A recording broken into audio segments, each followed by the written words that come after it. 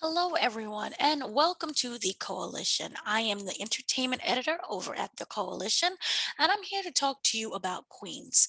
This is a show that I've been really excited to talk about.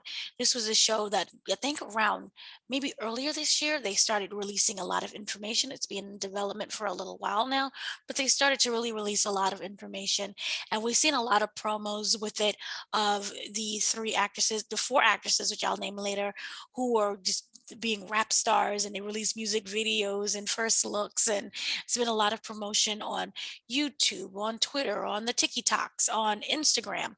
And this was just something that they did a really great job marketing, but I wanted to see, was there something more within just the marketing? Is there some substance within what you're trying to provide for me?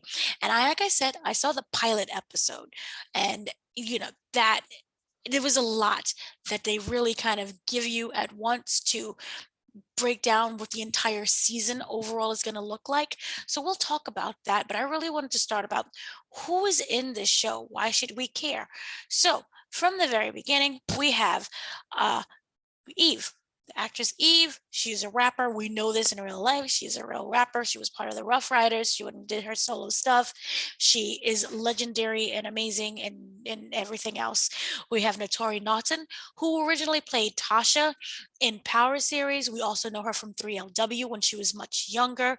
We have Nadine Velazquez. Nadine Velazquez is kind of the only actress who does not have that musical background, where she did not come from rapping. She is an actress and she is a model that was all known for her performances on My Name is Earl and The League. She was also in the film War. She was in Flight, Snitch, and she was a cast member of the TV series Major Crimes. So she does not have that musical experience, but you will never notice because she puts that acting forward, and you would think that, oh, she had a career as a rapper. No, ma'am. So then we have Brandy. Brandy, we all know, we all love. She was, she's Brandy Norwood. She is the sister of Ray J, who we all know. She had Moesha back in the 90s and the 2000s. I think it was the 2000s and not the 90s. I get them confused sometimes, but she had Moesha. She is a well known actress. She is a well known performer. She is a singer. She is a freaking Disney princess in the Cinderella, and the only Cinderella that matters to me. So she comes in with a lot of chops, a lot of expertise. We already know she can sing. We know she can dance. She's good. She's very good. And this is a show that I feel takes these actors, actresses, and they know what to do with them in terms of their performance, in terms of acting, and they really created a show that well fits their character. This is something that was very cast. It was very cast. It was very well casted. But let's just slow down. And what is Queens? Queens is a show about Brianna, Jill, Valeria, and Naomi. And they were once a part of a group called the Nasty Bitches from the 90s. They have the 90s style, the 90s look, the 90s everything. And we've seen from the video that they have, that ABC has put out, that this was a group that was on top of the world. They completely crashed the hip hop industry and they made it their own. They was on top.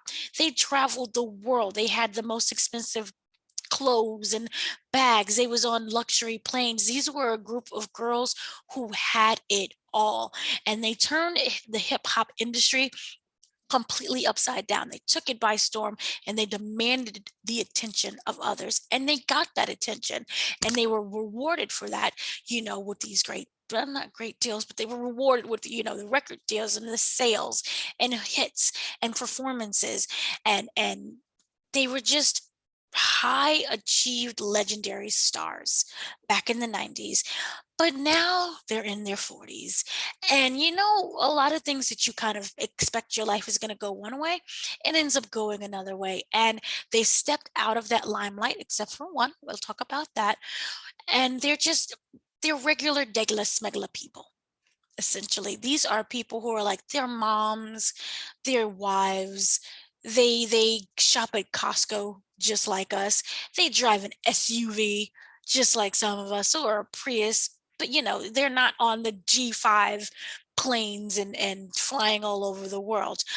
Um, what is now they're kind of considered as, oh yeah, whatever happened to them kind of group. They're yeah, I remember there was that girl, Brianna, man, she was good back in the day. And these four women really want to kind of reinvigorate their lives. They want to see if they still got it. And they all have their separate paths and their own reasons as to why they are going to rejoin. But overall, it's more like, can we do what we once did and still be successful at it? And there's an opportunity that ends up coming up, not from their own doing. There is a hip hop star who is by the name of, sorry, I'm getting my notes, of Lauren Little Muff Rice. Lauren Little Muff Rice is a new up and coming artist, but she got it. She has what you could consider the it factor, and because of that, her career is just skyrocketed. She is kind of like how they were in the 90s, and she ends up doing this song, and it ends up featuring the vocal silence of the Nasty Bitches. I think I forgot the name of their group. The group's name was Nasty Bitches, but it ends up, remixing one of their old songs. And today's generation is like, who are these people? They sound amazing. What is this? So the idea is, let's reunite these girls to have them perform with Little Muff and get that little 15 minutes of fame. And so reintroducing them to the world, kind of in a way similar, but I'm not saying exact, but many people of today's generation didn't know who Missy Elliott was. And when she performed at the Super Bowl, they were on the Googles. Who is her? Oh my God, she's amazing. And her sales went up, her music went up. She had that attention. And I'm not saying that she never had attention. I'm just saying that it takes a whole separate generation sometimes to kind of give you even more attention, give you even more fame. And that is what kind of happened with the Nasty Bitches. The thing is, all four of them are completely estranged from each other. This is a group that they didn't split amicably. There was a lot of problems on the inside. There was a lot of problems that they had to deal with the studio, with imaging. People wanted to go solo. People have different kind of personalities and egos, and so we kind of get all of that within the first pilot. And we're going to break down kind of who is who and what is what. So Brandy, she ends up playing Naomi, also known as Explicit Lyrics. She is basically the musical engine of the Nasty Bitches. She puts together all the sounds and she puts together kind of how the song formulates and everything. She is considered a true artist. And by true artist, I mean she's not manufactured. This is not someone where you can hear the music is overly produced, that she comes from a studio. She is someone who actually possesses talent. She has the ability to rap.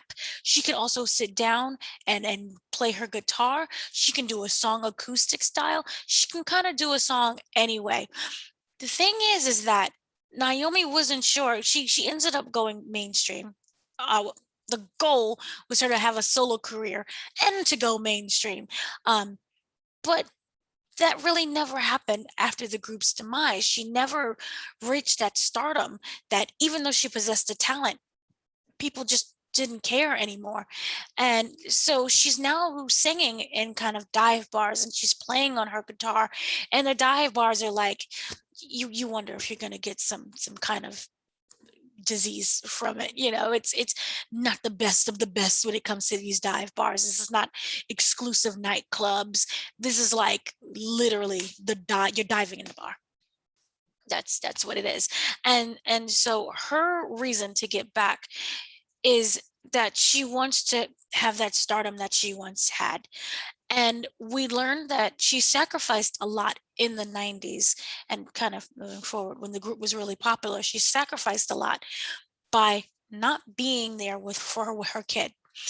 She was on the road a lot and she was successful, but you can't give 100% of yourself to everyone, and you're going to have to make some sacrifices. And sitting at home and being a mom was one of those sacrifices that she did not make. She decided she's going to go on the road, and even though it landed in dive bars, maybe one day somebody is going to rediscover her. But as a result, her daughter has a lot of resentment towards her. Like, oh, why are you here now? Did your gig not work out? Is that the only reason why? And she feels like she's an afterthought. And it's kind of really emotional, and it's sad to see someone who's a mother who, wasn't there, and a child longing for that attention. She's a teenager now, so she's stuck in her opinions. She knows which how she feels about her mother. So it's not like it's someone like, hey, mommy's here, yay. This is like, oh yeah, mommy's here, she must want something. Mommy's here, she must have not gotten this gig. So it's a lot of family fracture that she is dealing with, and she decides to, well, since my family or my daughter doesn't really want me, I'm going to go back on the road. And that's what the whole Nasty Bitches reunion thing ends up coming with. Now, Naturi Naughton, she plays Jill. She was Jill the Thrill. I don't know what this means, but I'm trying. She was Jill the Thrill in the group, the Nasty Bitches, and she's one of the founding members. They got together when they were high school. They were all high school friends, except for one. I'll explain who. And she lived fast. She has what was really interesting. She has a drug habit, which but she has a drug habit that she's gotten rid of, and she devoted her life to being a Catholic, and she's just the daughter of a preacher, and things have calmed and settled down for her. She lives in Montana. There's just trees in Montana, trees and trucks. What there's not a lot going on in terms of excitement. It's not like it's in New York City where you can get into anything and anyone. This is, Montana, rabbits and goats. So she uses that environment kind of as what she thinks is her inner peace. And as a person looking from the outside in, you would think she has her stuff together the most. Look at what she has. She has this beautiful life that she's living. She's very conservative now. That was the life of the past. I don't know what you're talking about. No, who's the Thrill? No, no, no. So she's kind of moved on from that, and she separated herself the most from the music industry. But she has a secret that she's been carrying with her all of her life. And she really wants the secret out so that she is able to live her life to the best ability, to be an advocate for those who have suffered by not allowing themselves, either they allowing themselves or society really allowing them to be who they really want, to really find that acceptance within this. And since this is a spoiler free, I'm not going to tell you what it is, but there's some sensations that are going on. She's living a lie. She's just a lie, honey. And we'll find out when you watch it what that lie is. But she is haunted by the past, and it prevents her from moving forward, from reaching her true potential. And so she ends up rejoining the Nasty Bitches because it gives her a sense of purpose, and that spotlight allows her to catapult herself into her truest light, and to raise awareness and to get attention to a community that she's always wanted to belong to or be accepted by, and in terms accept herself. Next we have Eve. Eve is Brianna. She is Professor Six. She likes the relations. And Brianna used to rap about money and sex and her glamorous lifestyle, like what men do. Brianna did it, Look at all my bitches and hoes. I'm trying, I'm sorry. But, that glamorous lifestyle, I'm flashing my cash, look at my ass kind of situation. But now today, when we meet Brianna, she is a proud wife and a mother of five children, and she loves her children, and her children love her, and more importantly, her husband loves her, and she loves her husband. And when you watch them together, the chemistry that they have, it feels like, wow, it's really beautiful on screen to see a Black family, just loving on each other. Black love, you know and it's something that looking from the outside. And it's easy for people to be jealous of, to get envious, but you would consider she has it all. She has that perfection. She has someone who loves her. She has that family.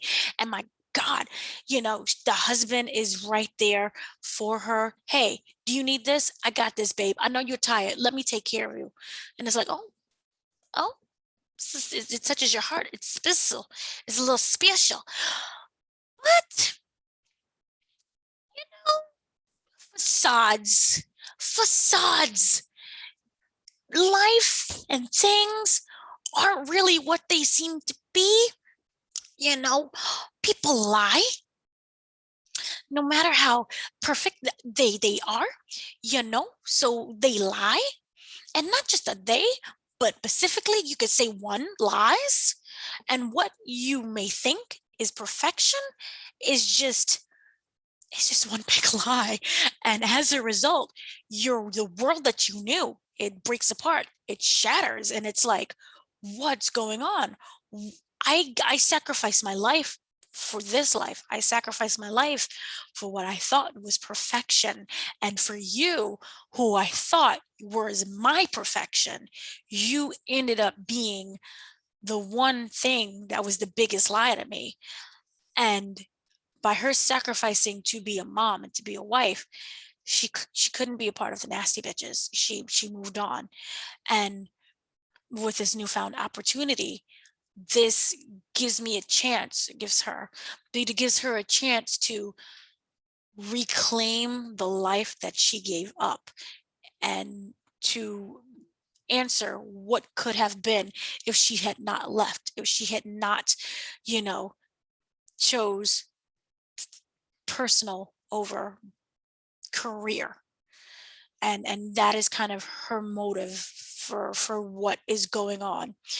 And then we have Nadine Velazquez. She plays Valeria. Butter Pecan. Yeah, I don't know about that name. Butter Pecan, just overall as a whole, it works when you're watching the show, but just like Butter Pecan. Okay, we got Professor Sex and butter pecan. Maybe after the sex you have some butter pecan. I don't know. But like it's okay. Valeria, she is Puerto Rican rapper, and she is a member of the Nasty Bitches. She is not the original member. And this is important. She's not the original member. She was added by the group's manager, Eric Jones.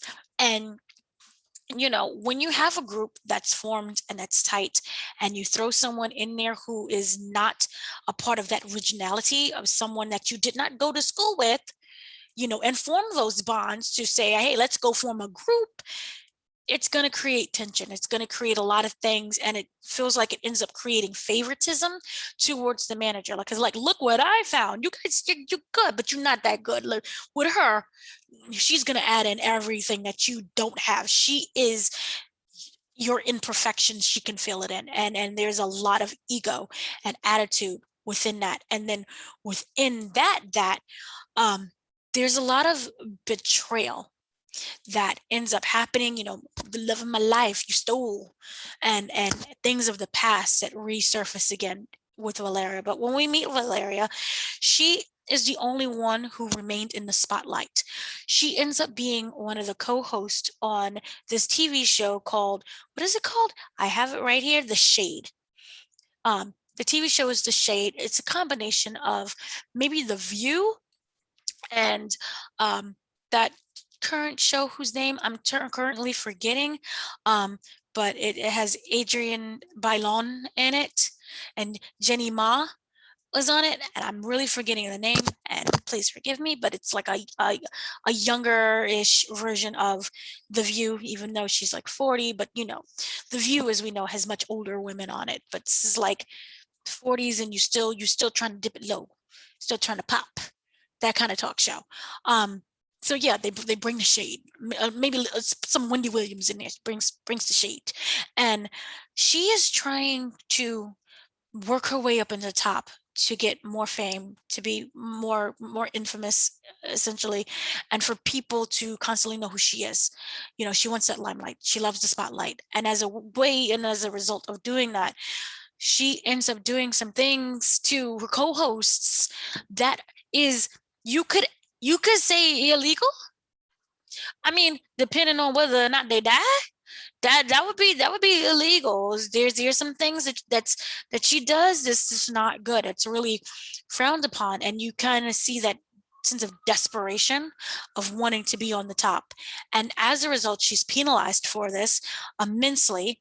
And in the beginning, she has no reason to reunite with the group because she has what she thinks is her successful nest egg, hers, and she's climbing the top. But after a certain incident that she does that people find out, she loses all of that. And the nasty bitches is the only way for her to kind of reclaim that power, because who in their right mind would kind of rehire her or hire her for another job, learning what that she did on the shade to a co-worker. So it's grimy, and so that is her reason for wanting to go back to the nasty bitches, even though she doesn't like them, and she feels that she is kind of better than them. But no matter how better you are at something, when something is taken away from you, with like your money and your career, you're gonna go and do the things that you said, I'm too good, I don't need to do that. You're gonna start doing what you said you wouldn't do. And so that is Valeria. That is where we meet her. Um, and that she's not happy about it, but it's something that she needs. Then we have Taylor Seal, who plays Eric Jones. Eric Jones is the group's manager. She is the one that introduced Valeria. There's a lot of love triangle of the past that they kind of touch upon that we get to see. And he is a hustler. He is willing to, as the children say, secure the bag. He is ready to secure the bag, lock down the bag, hide the bag, burn the bag, but after taking the money out of the bag, or you don't know where the bag is at anymore. That's his job. That's what he is. He is an opportunist. And, he could be compared to being a playboy, in the sense anything that he has to do for himself or with other people to make them feel that they're special and to kind of help him continue to secure the bag, he is willing to do. And you can kind of say he has no scruples. I don't really know. We don't have enough episodes yet, but he does not act 100% legit in terms of his businesses. This may not be 100% legit, and we'll see that in other episodes. This is just by what I've seen kind of in the coming of the season trailer that they released, but you kind of really get that he is not someone who is completely legit, or you're kind of questioning what he says, whether or not it's sincere. And I'm not saying that he's an insincere person.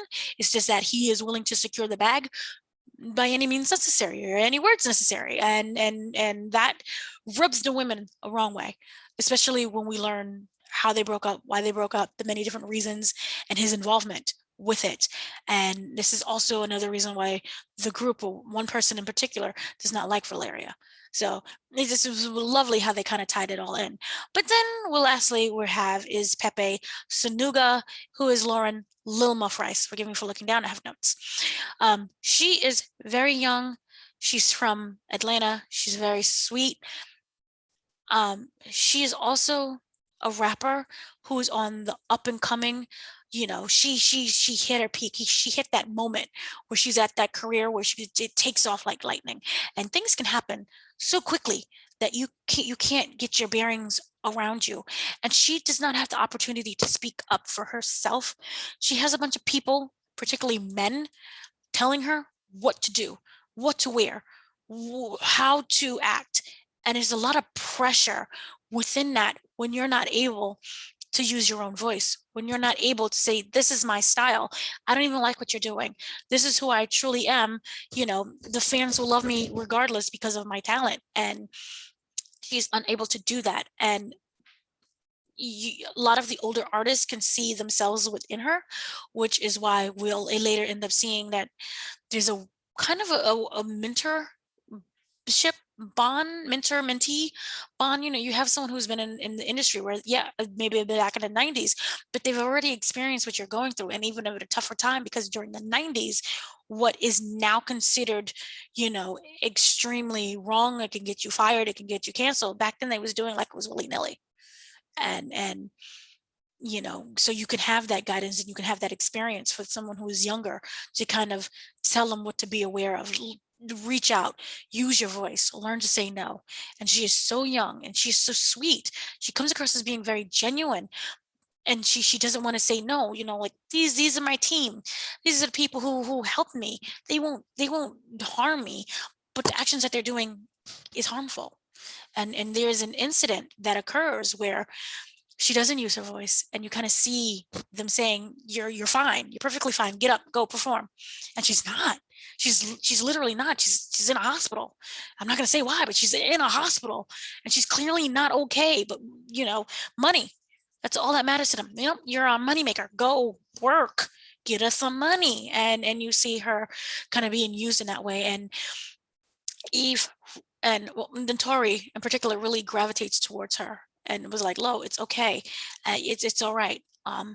But like I said, that is kind of overall like the people who are in it and what the themes are. And now we're going to go into kind of my opinion of the show itself. Like I said, this is a show that I was really looking forward to see. The music is incredible. You have, I think Swiss Beats is involved at one point with the music. You have Cameron who's involved, definitely, and so from that perspective, the music is amazing. The rapping is amazing. We have actors or actresses that we know who can rap, who can perform, such as Naturi and Brandy and Eve. But Valeria really stands out because she doesn't come from that music background. She's just a regular actress. And the way how she raps and how in sync she is with the rest of the group, it's like, oh my God, you're incredible. Like, I honest, when I'm watching them, I'm like, yeah, this was a group from the 90s.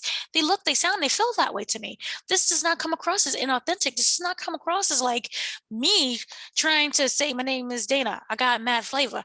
Yo, these are people who know how to flow, who know how to rhyme, and they know how to go in there and kind of build a song together through rap, and there's different parts and they intersect so beautifully and effortlessly, and it comes out so smooth, and you're like, well, yeah, this is a real group. But they're not. And Valeria really stands out because she does not have that background, and we know that Eve does, and Naturi does, and Brandy does. And they use their skills that they have, and then they build upon that, and Valeria is right there able to just continue, and she's great and superb, and I truly, truly love the performances.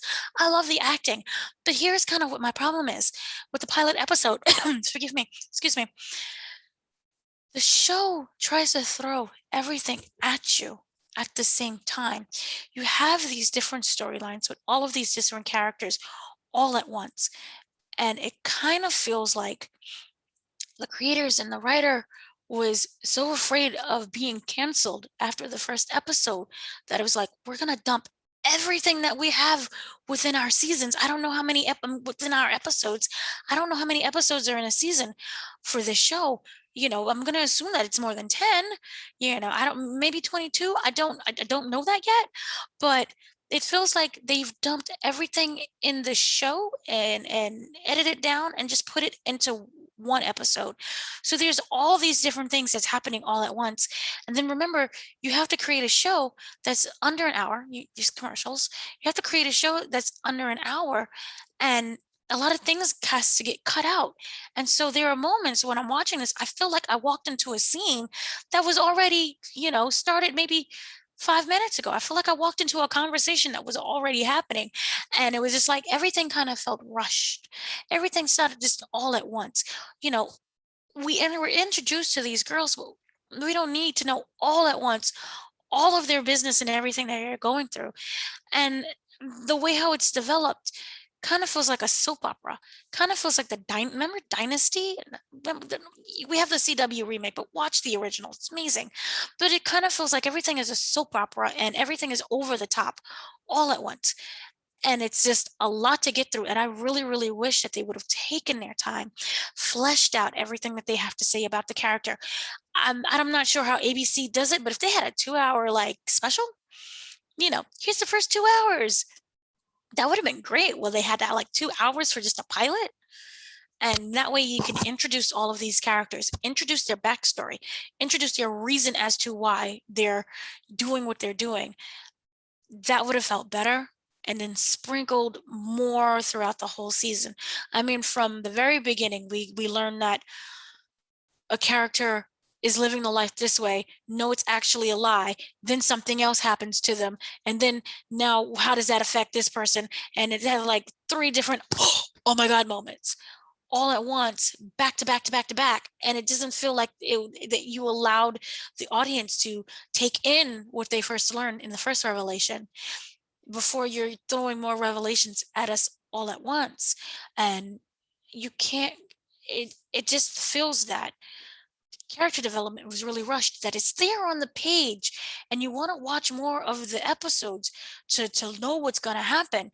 But it just feels like they took the concept of a soap opera, everything being kind of all over the top, or more better, like a novella. Like they took the concept of a novella, added music to it, and here's Queens. And there's some elements in there that's really great. The foundation is really strong. I just wish that you allowed me to live, to breathe a little bit in that foundation that you built. Let me enjoy, the porch, the patio. Let me just sit down and feel out how good the wood is that you crafted. And I really wish that they didn't do that, but they did. And that doesn't negate the show being like, oh, this is unwatchable. No, no, no. I think that their thinking was, if we throw everything at once to you, you want to continue to keep watching, but it becomes a bit gimmicky if you keep giving me plot twist after plot twist after plot twist, you know. So I hope that this isn't something for the whole season. I hope that they just use this to reel you in, but I do hope that is a little bit fleshed out. They did show a trailer for what it is to expect for that season, and it kind of feels like it's gonna get a little bit outrageous. It had moments where, you remember Empire? Everyone loved Empire. I love Empire. And remember Stars, Lee Daniels shows, how it started out as one thing and everything was really good and everything was flat and even and we could follow, and then they just started adding all of this craziness to it.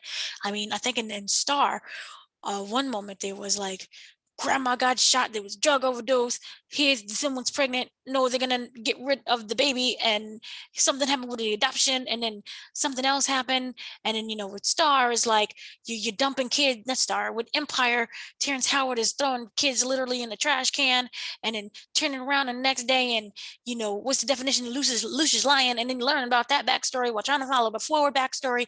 And then you have Exhibit is in there with his own storyline, and then Bumpy and somebody gets shot. It's a lot. Like it got a little bit out of control when watching it. And so I hope that is not the case with Queens. I hope that, like I said, this is just something for the pilot episode. So it's like, oh my God, oh my God, oh my God, oh my God. I'm going to continue watching. And then it kind of levels out that way. But overall, I truly did enjoy this. I really did enjoy this. I look forward to this. Like I said, the acting is exquisite. They really casted this so well, from the rooter to the tutor. The music, like I would buy the soundtrack to it. Like I can't get the songs out of my head. I really do love what they did. It looks and it feels like, when you're in the 90s, it looks and feels that way. And when you're in the present, you're kind of dealing with the weight of what's going on with these girls, and you want them to succeed. But, just I kind of thought the show was one thing. I thought the show was, these girls was originally in this band. They have to reunite for a performance, and then at the end, or maybe mid-season, we see them perform. And we follow the drama in their life. At the mid-season, we see them perform, and it's like, no, this is what we were. This is our life now. Here's the song that came out, the girl sampled. Oh, we want you to do the show. They do the show. Then everyone has their own little separate storylines going on at the same time. And it's like, what happens after the show? Because I thought the show, you planning up to go to the show was going to be something that's mid-season, but no, the show already happened in the first episode. But we follow these girls and we find out what happens to them after they do that one performance, and what they plan on doing afterwards is really interesting. And I hope that the next thing that they perform, isn't going to be just done in one episode. I hope they take the whole season to explore that opportunity, because they gotta get it together.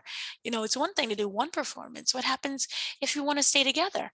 I think Girls Five Ever really touched upon that, where it's like, we're going to do one performance, and then it's like, no, we're going to go on tour. So they're really fun. And speaking of Girls Five Ever, I really like that as well.